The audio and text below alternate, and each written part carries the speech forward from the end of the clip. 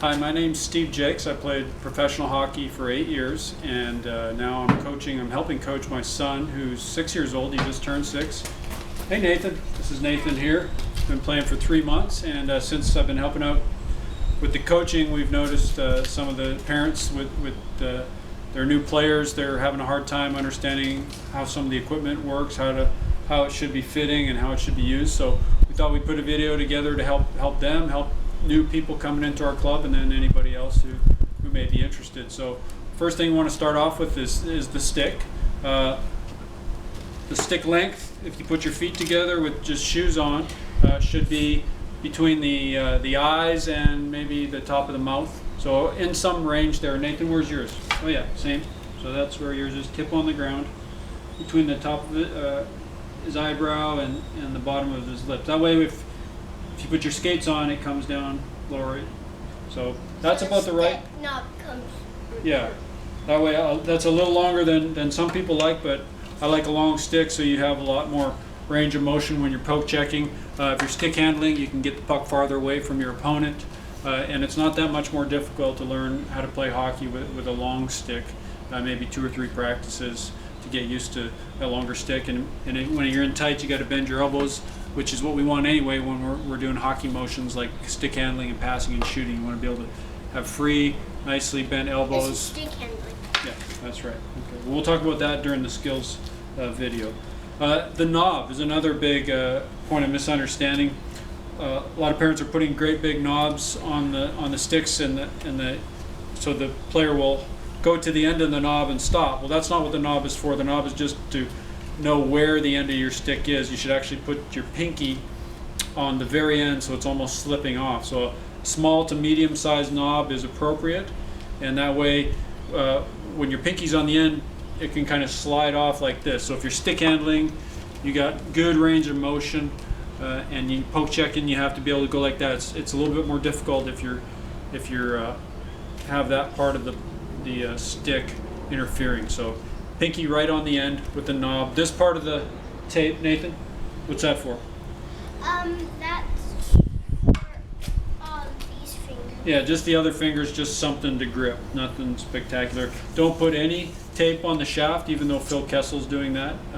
Most NHL players don't do that, so you want a consistent, smooth shaft so that when you're stick handling, your glove will just slide nice and evenly. The blade, just a moderate curve. The children are going to have to start using a curve sometime. They might as well start now. Nothing crazy, just a nice moderate curve. Nathan's is, show them your curve, pointing at the camera. See, it's a little bit big, but that's not too bad. Taping should generally be done from the heel all the way to the toe. That makes the puck grip a little bit, and then when you're going on the ice this way, it won't rub the tape off. Pull it back, tear it off at the end, pat it down, maybe put some wax on the bottom, make it last a little longer. That part's not that important. So that's the stick. Let's talk about, what do we got here? Skates. Let's do skates next. Okay. When Nathan started, I got him a pair of used old flimsy skates, just like I had.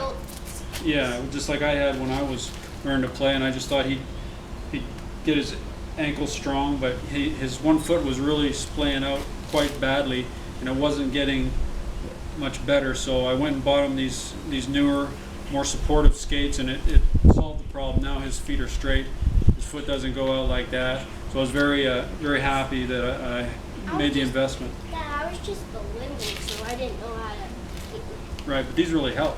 Yeah. And so the other problem with skates is parents are tying them up too tight. 2 problems with that. One is it hurts, so the child isn't going to want to play with because it hurts his feet.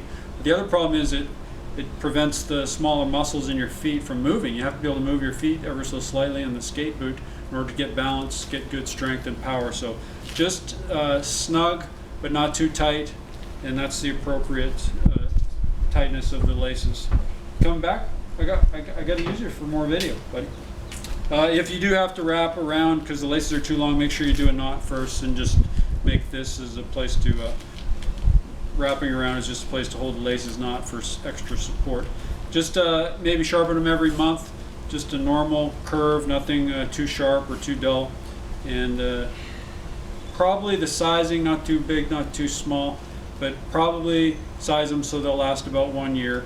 I know they're a big investment, but the player will be able to skate the best if they're fitted just right. So that's the skate. What do we got next? Oh, let's do it. Hold on. Before we do the pants, let's do the garter belt. Another problem we've seen is some parents aren't realizing the importance of holding the socks up properly.